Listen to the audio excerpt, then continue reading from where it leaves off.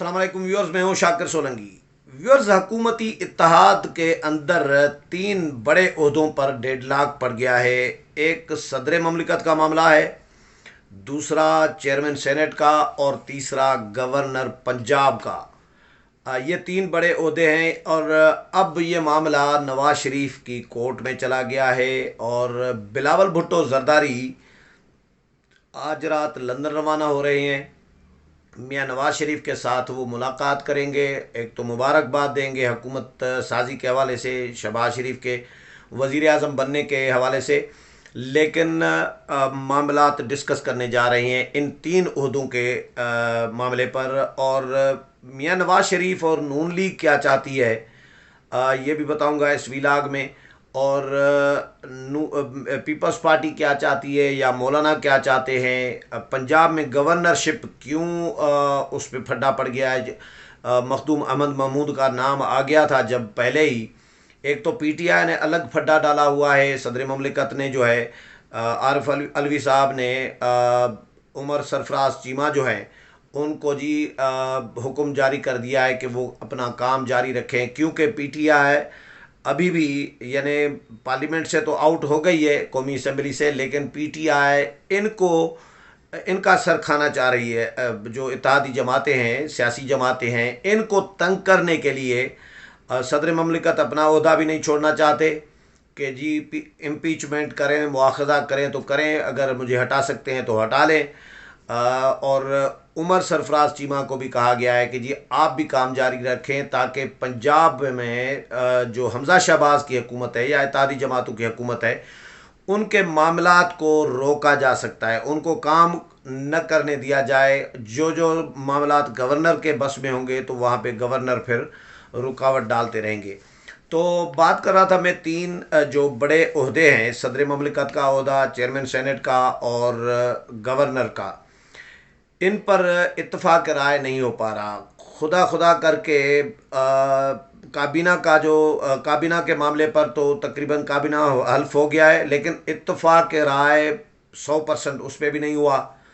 मैंने पहले वीलाग में बताया है कि तीन जमातों को ड्रॉप कर दिया गया है। मोहसिन दावड़ का अलग मामला है, उसमें तो कहा जा रहा है कि मुक़्तदर क़ुव्वतें भी मोहसिन दावड़ के हवाले से खुश नहीं है, वो भी क्लियरेंस उनके लिए नहीं दे रही क्योंकि वो पीटीएम के साथ रहे हैं। और फिर एएनपी और बीएनपी मैंगल का मामला है, और मेरा नहीं ख्याल कि बीएनपी और एएनपी का मामला कोई इतना पेचीदा है। एएनपी की एक सिंपल डिमांड थी कम्युनिकेशन की वजारत की, चलो वो नहीं दी तो दूसरी भी वजारतें बहुत सारी हैं जो इम्पॉर्टेंट होती हैं, वो भी दी जा सकती थी, लेकिन इन्होंने अभी फ़िलहाल लाइट लिया। तो बिलावल भुट्टो जरदारी ने नून लीग के साथ, शहबाज शरीफ के साथ यही शर्त रखी है कि जी पहले इनके साथ कमिटमेंट पूरी करें इत्तेहादियों के साथ, उसके बाद मैं हल्फ लूँगा। तो हल्फ लेंगे, सही बिल्कुल लेंगे वज़ीर ख़ारजा का बिलावल भुट्टो जरदारी साहब, लेकिन उससे पहले ये जो तीन इश्यूज़ पर डेडलॉक पड़ गया है, तीन बड़े ओहदों पर, इस पर डिस्कस करने जा रहे हैं। मौलाना फजल रहमान ज़ाहिर है वो सदर ममलिकत के ओहदे के ख्वाहिशमंद हैं कि मौलाना सदर बनना चाह रहे हैं। पीपल्स पार्टी के जो आसिफ अली जरदारी साहब हैं वो भी ख्वाहिशमंद हैं। अब हर जमात अपना अपना क्रेडिट लेना चाह रही है कि भाई हमने इमरान ख़ान को हटाने में सबसे ज़्यादा जदोजहद हमने की है, और इसमें कोई शक भी नहीं है कि मौलाना की जदोजहद बाकी जमातों सबसे ज़्यादा है। नून लीग भी बाद में पीडीएम में शामिल होकर एहतजाजी तहरीक में शामिल हुई थी, पीपल्स पार्टी, बाकी जमातें भी, लेकिन मौलाना मुसलसल फील्ड में थे, एहतजाज में थे, जलसे जुलूस कर रहे थे, मिलियन मार्च कर रहे थे। और 2018 से मौलाना ने हुकूमत को एक दिन के लिए भी नहीं माना, रिजेक्ट कर दिया था 2018 के आम इंतखाबात को जो 25 जुलाई 2018 को हुए थे। उसके बाद जो एपीसीज हुई या अपोजिशन को मुत्तहिद करने की कोशिश की गई, तो ये सारा मौलाना का क्रेडिट ज़रूर है।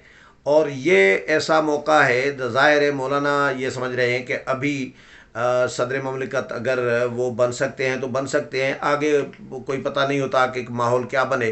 तो अभी मौलाना के लिए तो कम से कम एक सूटेबल माहौल है कि वो सदर ममलिकत बने।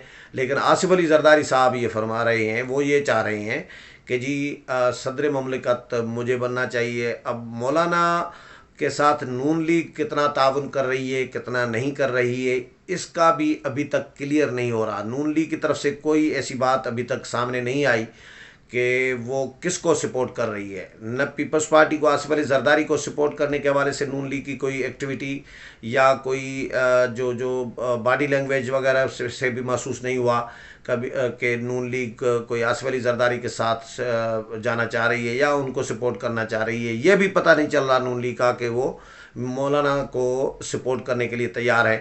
لیکن ظاہر ہے دونوں جو امیدوار ہیں صدر مملکت کے، وہ اس کوشش میں بھی ہیں کہ لابنگ بھی سیاسی جماعتوں کے ساتھ کی جا رہی ہے۔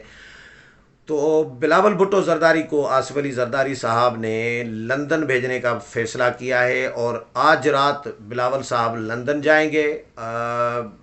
وزارت کا حلف بھی نہیں لیا وزیر خارجہ کا، اور لندن جا رہے ہیں میاں نواز شریف سے ملاقات کرنے کے لیے۔ ان کے ساتھ ان 3 عہدوں پر ڈسکس کریں گے۔ پیپلز پارٹی کی تو چیئرمین سینٹ کا عہدہ لینے کی بھی خواہش ہے۔ اب یہ تینوں عہدے پیپلز پارٹی کی خواہش ہے کہ تینوں، گورنر پنجاب بھی پیپلز پارٹی چاہ رہی ہے کہ ہمیں ملے، اور چیئرمین سینٹ کا بھی پیپلز پارٹی چاہ رہی ہے کہ یوسف رضا گیلانی کو بنایا جائے، اور صدر مملکت بھی پیپلز پارٹی چاہ رہی ہے کہ وہ بھی آصف علی زرداری کو بنایا جائے۔ تو یہ تینوں عہدے پیپلز پارٹی اپنے پاس رکھنا چاہ رہی ہے۔ تو مولانا یہ نہیں چاہتے، مولانا چاہتے ہیں کہ بھئی پہلے تو مولانا کا عہدہ تھا جو چیئرمین سینٹ کا ہے، وہ پہلے یہی طے ہوا تھا، ڈسکس ہوا تھا کہ مولانا عبدالغفور حیدری کو دیا جائے گا اور چیئرمین سینٹ وہ بنے گے۔ یہ پہلے ڈسکس ہو چکا ہے تمام سیاسی جماعتوں کے درمیان، یہ میرے ذرائع یہ بتا رہے ہیں۔ پیپلز پارٹی بھی اس پر راضی ہو گئی تھی، لیکن کیونکہ آگے چل کر ظاہر ہے اور بھی چیزیں دیکھی جاتی ہیں کہ بھئی صدر کا عہدہ ہے، گورنرشپ ہے پنجاب کی، بلوچستان کی، KPK کی، تو یہ ساری چیزیں جب اچھا اسپیکرشپ ہے، ڈپٹی اسپیکرشپ ہے، ڈپٹی چیئرمین سینٹ ہے، تو یہ بہت سارے عہدے ہیں۔ وزارتوں میں شیئر کا معاملہ ہوتا ہے کہ بھئی وزارتیں کتنی ہمیں مل رہی ہیں اور کتنی امپارٹنٹ مل رہی ہیں۔ نہ صرف وزارتوں کی تعداد کو دیکھا جاتا ہے، بلکہ وزارتوں کی امپارٹنس کو بھی دیکھا جاتا ہے کہ یہ 4 وزارتیں امپارٹنٹ ہیں، یہ ہمیں اس جماعت کو دی جا رہی ہیں، اور ہمیں 4 کمزور وزارتیں دی جا رہی ہیں، تو اس کا بدلے میں ہمیں کچھ اور بھی دیا جائے۔ یہ ساری چیزیں گیو اینڈ ٹیک سیاست میں چلتا ہے۔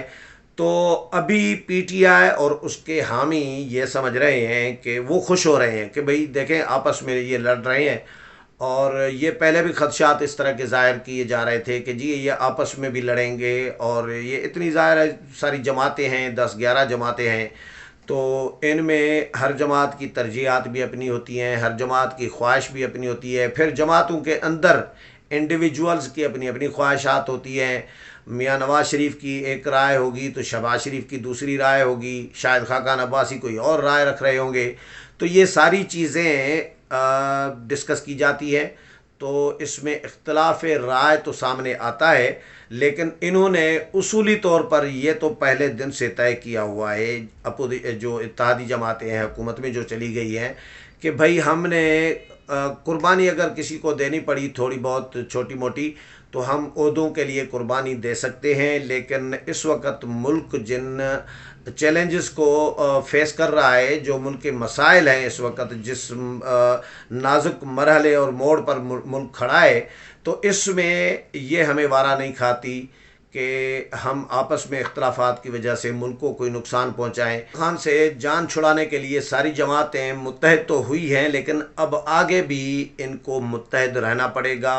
ابھی تک تو جو کسی کو اگر وزارت نہیں ملی یا وزارت میں شامل نہیں کیا گیا کابینہ میں، تو ابھی تک تو ان کا پازیٹیو کردار نظر آ رہا ہے۔ اسفندیار ولی ہوں، سردار اختر مینگل ہوں، یا محسن داوڑ ہوں، یا اسلم بھوتانی صاحب ہوں، علی نواز شاہ ہوں، ان کو وزارتیں نہیں ملیں، لیکن ان کا ابھی تک پازیٹیو رول نظر آ رہا ہے۔ انہوں نے کوئی گلہ شکوہ نہیں کیا، کوئی بیان بازی ایک دوسرے کے خلاف نہیں کی۔